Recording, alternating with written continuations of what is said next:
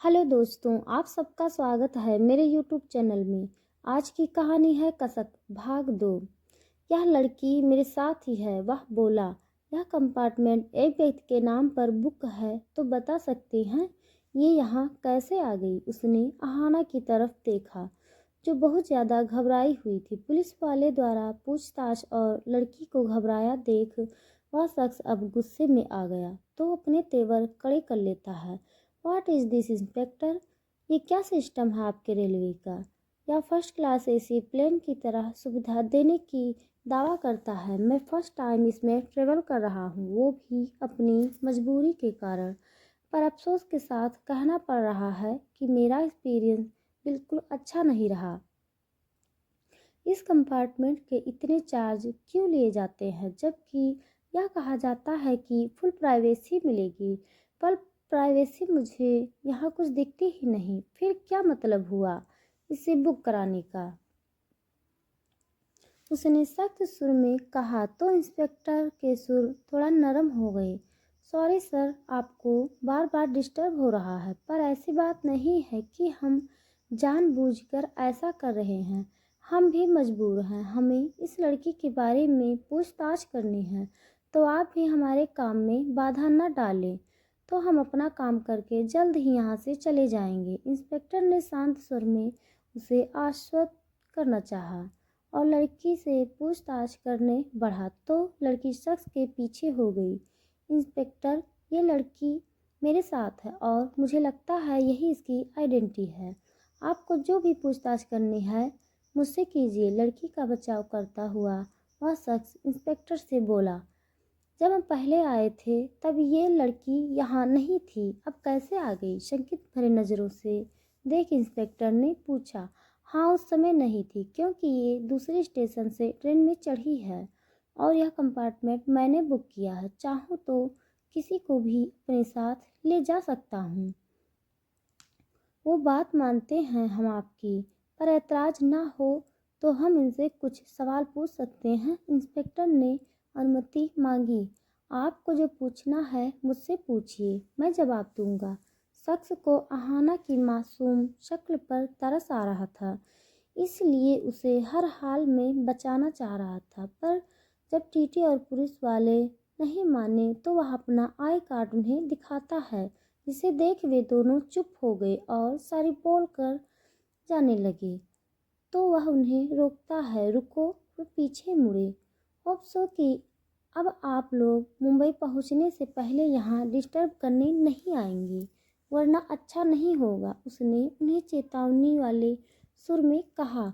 Okay sir, अब आपको disturb नहीं होगा, आप आराम कर सकते हैं। कहकर अब वे दोनों चले गए तो दोनों ने राहत की सांस ली। लड़की तो डर के मारे फुल एसी में भी कंपार्टमेंट में भी पसीना पसीना हो रही थी, तो गद्द से सीट पर बैठ गई। वह शख्स भी वापस लड़की की तरफ मुड़ा, जो घबराई हुई थी, पर बार बार उसके बारे में पूछताछ होने पर उसे भी उस पर शक होने लगा कि कहीं जिसको वह बचा रहा है वह कोई क्रिमिनल तो नहीं। पर उसकी मासूम शक्ल देखकर उसे यकीन भी नहीं हो रहा था, तो अब वह उससे पूछताछ करता है। कौन हो तुम? उसने कड़क आवाज में पूछा तो वह सहम सी गई, पर चुप थी। बोलो, क्या नाम है? उसने आवाज ऊंची की। अहाना, वह हकलाई। यहाँ क्या करने आई हो? उसने आंखें सिकोड़ कर पूछा। मुझे मुंबई जाना है, पर मेरे पास इस गाड़ी का टिकट नहीं है, इसलिए छिपी थी। अहाना ने घबराते हुए बताया। बिना टिकट के क्यों यात्रा कर रही हो? और उसका टिकट नहीं था तो दूसरी ट्रेन में आना था। पैसे नहीं थे, वह धीमे सुर में बोली। ये लोग तुम्हारे बारे में ही पूछ रहे थे ना? हाँ। क्यों, कोई क्राइम करके भागी हो? उसने शंकित भरी नज़रों से पूछा।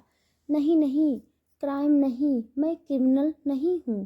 क्रिमिनल नहीं तो फिर पुलिस तुम्हारे पीछे क्यों है? क्रिमिनल होने के लिए क्राइम करना क्या ज़रूरी है?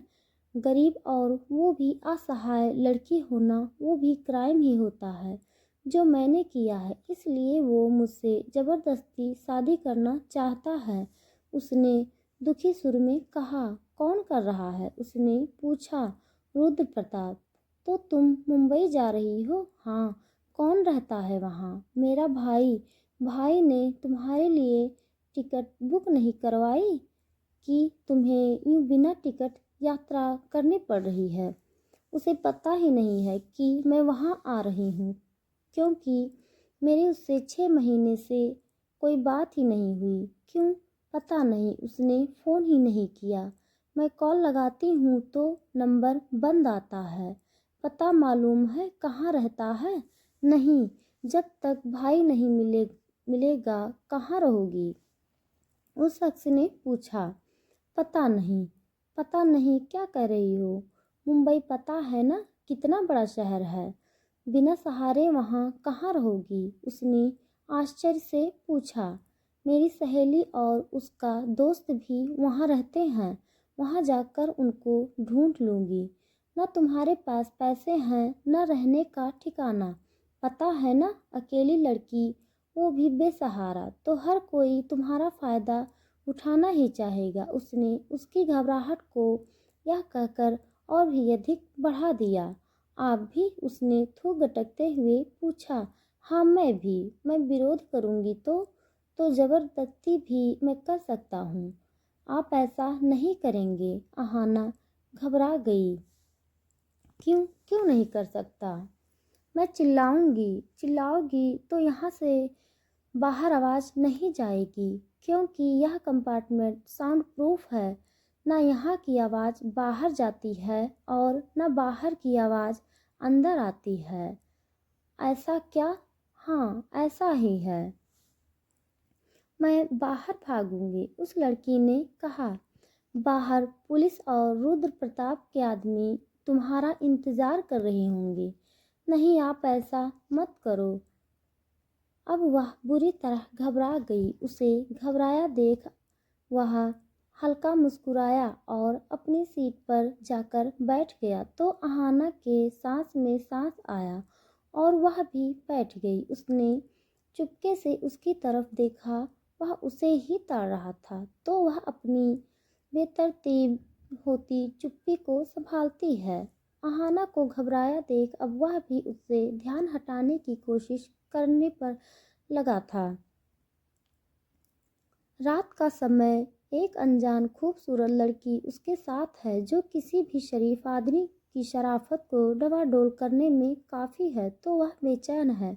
आहाना ने उसके इतने करीब आकर उसके सोए जज्बात को जगा दिया है, जिससे वह उससे ध्यान बांटने की कोशिश तो कर रहा था, पर हटा नहीं पा रहा था।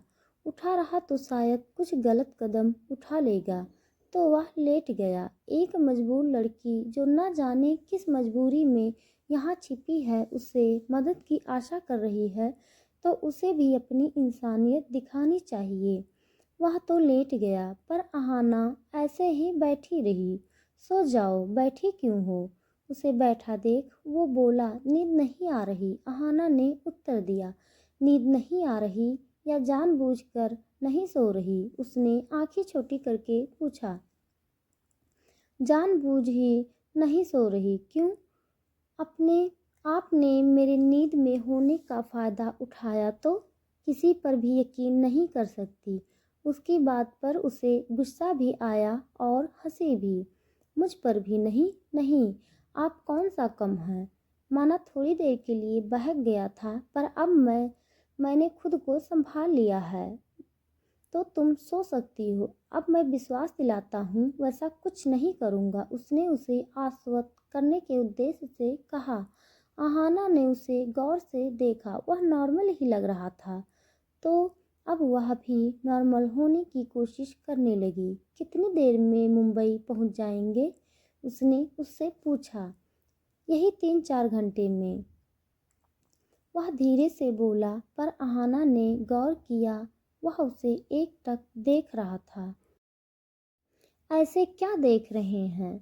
अपने को देखता देख उसने पूछा। सोच रहा हूँ कि मजबूरी क्या नहीं करवाती कि एक अकेली लड़की ऐसे रात में अकेले भागने पर मजबूर हो गई। उसके ऐसा कहते ही अहाना के आंखों से आंसू टपक पड़े। अहाना की भावनाओं का ज्वार उमड़ता देख उसका दिल भी पसीज गया। बेबसी में निकले ये आंसू उसका दुख बयां करने में काफ़ी थे। तो वह लेटा न रह सका और उठकर उसके पास जाकर बैठ गया। रोने क्यों लगी? क्या कोई बड़ी मुसीबत है क्या तुम्हारे साथ? चाहो तो अपना दुख मुझसे बांट सकती हो। ऐसा करने से शायद तुम्हारा मन हल्का हो जाए। उसने उसे डांस बांधते हुए कहा। तो नहीं, मैं उसने बस गर्दन हिलाई। कोई तुमसे जबरदस्ती शादी करना चाहता है, यही बात थी क्या? यही दुख है क्या? क्यों करना चाहता था? उसने पूछा। क्योंकि उसका हम पर एहसान था। उसने माँ के इलाज के लिए पैसे दिए थे और हमारा घर भी उसके पास गिरवी था। इन सब के बदले 40 साल की उम्र में एक बच्चे का बाप होकर मुझसे ज़बरदस्ती शादी करना चाहता था। वह शादी से पहले मुझे ज़बरदस्ती कर रहा था तो मैंने उसको घायल कर भाग आई। भागने के बजाय उसकी पुलिस कंप्लेन करनी थी। वह बहुत बड़ा क्रिमिनल है, उसने सब खरीदे हैं कहकर वह फपक पड़ी। मैं किस तरह भाग आई हूँ, यही दुख है तुम्हारा? हाँ, ये भी है, पर इससे भी बड़ी और बात है। इससे भी बड़ी बात? और भी क्या बात है? उसने आश्चर्य जताया। पिता तो पहले ही दुनिया छोड़ गए थे, माँ थी वो भी चल बसी। पिछले 6 महीने से भाई का कुछ पता नहीं। सबसे बड़ा भाई है, वह हमसे नाता तोड़कर दूसरे शहर में रहता है। उसकी पत्नी उसे हमारे पास ही नहीं आने देती, न हमें वहाँ आने देती है। अब मैं बिल्कुल असहाय हूँ, कहती हुई वह मुंह पर हाथ रखकर फपक पड़ी। Sorry, so sad. कैसे हुआ ये सब? माँ बीमार थी। माँ बाप का साया उठ जाए तो इससे बड़ा दुख कुछ नहीं होता, और उससे बड़ा दुख अकेले होने का होता है। भाई को भी ऐसा नहीं करना चाहिए था। वो तो माँ के मरने पर भी मुखाग्नि देने भी नहीं आया। मैंने खुद ही माँ का अंतिम संस्कार किया है। माना यह बहुत बड़ा दुख है। भगवान तुम्हें यह दुख सहने की ताकत दे। पर यह भी तो सच है कि माँ बाप हमेशा साथ नहीं रहते, अकेले ही खुद को संभालना पड़ेगा। यही सोचकर खुद को धीरज दो, उसने उसे हौसला बांधते कहा। सिर्फ यही दुख होता तो संभाल लेती, वह सुबकते हुए बोली। इसके अलावा भी कुछ है? उसने पूछा तो उसकी आंखें छलक आई, चेहरे पर कसक उभर आई। प्यार वार का चक्कर तो नहीं है? उसके चेहरे पर उभर आए दर्द भरी कसक से उसके लिए अंदाजा लगा पाना जरा भी मुश्किल न था। पर अहाना चुप थी। सही समझा, प्यार का चक्कर? उसने उसकी तरफ सवालिया नज़र से देखा, पर वह कुछ नहीं बोली। न जाने क्यों पड़ते हैं लोग प्यार वार के चक्कर में। यह सब बहुत पेनफुल है। लोग खुद इसमें नहीं पड़ते, यह तो खुद हो ही जाता है। जो भी है, पर इस सब से दूर रहना चाहिए। आपने किया है? मेरी शक्ल देखकर मैं स्टूपिड लगता हूँ कि मैं प्यार वार में पड़ूंगा? एक्चुअली मैं तो इन सब में विश्वास ही नहीं करता। प्यार भावनाएं, मैं इन सब से दूर रहता हूँ। मैं बहुत प्रैक्टिकली बंदा हूँ और हर चीज़ को प्रैक्टिकली सोचता हूँ, जिसमें भावनाओं के लिए कोई जगह नहीं है, क्योंकि भावनाएं इंसान को कमज़ोर बनाती हैं। उसने अपने विचार रखे। बिना भावनाओं के भला इंसान होते हैं? किसने कहा नहीं होते? मैं इसका उदाहरण रहा। न खुशी में खुशी मानता हूँ, न गम में आंसू बहाता हूँ। जो इंसान अपनी भावनाओं को काबू कर ले, उसके बराबर मजबूत इंसान इस संसार में कोई नहीं। और मैं बहुत मजबूत हूँ, क्योंकि मेरा अपनी भावनाओं पर काबू है। इसका मतलब आप हार्टलेस हैं, दिल नहीं है आपके पास, यही समझ सकती हो। मैरिड हो? अहाना ने पूछा। नहीं। उम्र तो हो रही आपकी, फिर क्यों नहीं की? उसकी उम्र का अंदाज़ा लगाकर वह बोली। हाँ, उम्र तो हो गई, पर मैं शादी या किसी बंधन में बंधने में विश्वास नहीं करता।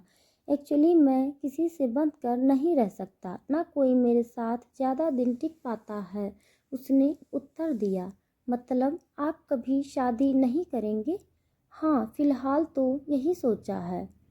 कभी तो किसी की कमी महसूस होती होगी, अकेलापन लगता होगा। अरे किसी से बदना नहीं, पर इसका मतलब ये नहीं कि मुझे लड़कियां अच्छी नहीं लगती।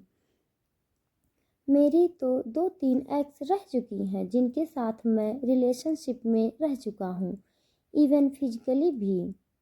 क्या बिना प्यार के ये सब कर लेते हो? हाँ, मैं कमिटमेंट होने में विश्वास नहीं रखता। शादी मतलब कमिटमेंट झंझट, बस इसलिए ओपन रिलेशनशिप मुझे पसंद है और यह सब बड़े शहरों में आम बात है।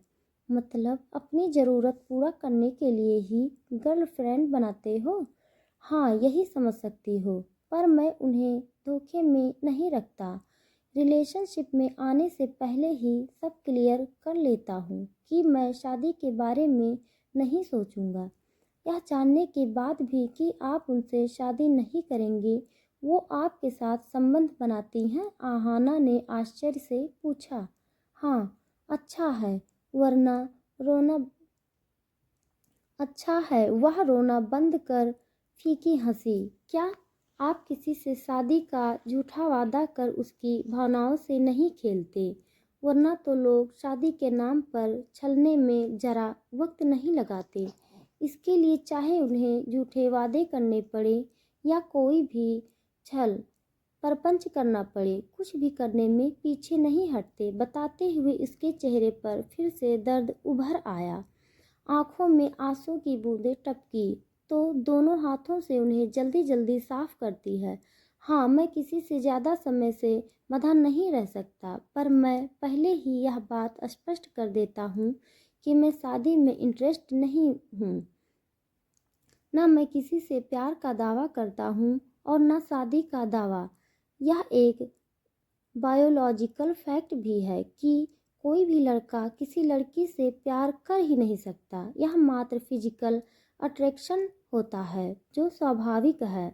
अब सीधे तौर पर तो इसे कहते नहीं तो प्यार का नाम दे देते हैं, और मैं प्यार शब्द को इस्तेमाल नहीं करता, डायरेक्ट बोल देता हूँ। बस यही मुझ में फ़र्क है। वह उसकी तरफ देखता हुआ बोला। कभी किसी से लगाव भी नहीं होता? वह भी उसकी तरफ देखते बोली। नहीं हुआ। जब तक रिलेशन चला चला नहीं तो दोनों सेपरेट अलग अलग होने पर थोड़ी तकलीफ तो महसूस होती होगी। नहीं, क्योंकि मैं किसी से लगाव होने नहीं देता। बाकी मैं खुद को इतना बिजी रखता हूँ कि यह सब सोच ही नहीं पाता। लगाव मतलब दर्द, तकलीफ जैसे कि तुम्हें हो रही है। प्यार में धोखा खाया है क्या तुमने? क्या किसी ने प्यार के नाम पर तुम्हें धोखा दिया है? उसने पूछा तो उसकी आंखों में दर्द उभर आया। तो दोस्तों, आज के लिए इतना। इसके आगे का पार्ट देखने के लिए आप सब हमारे साथ बने रहिए। तब तक के लिए धन्यवाद।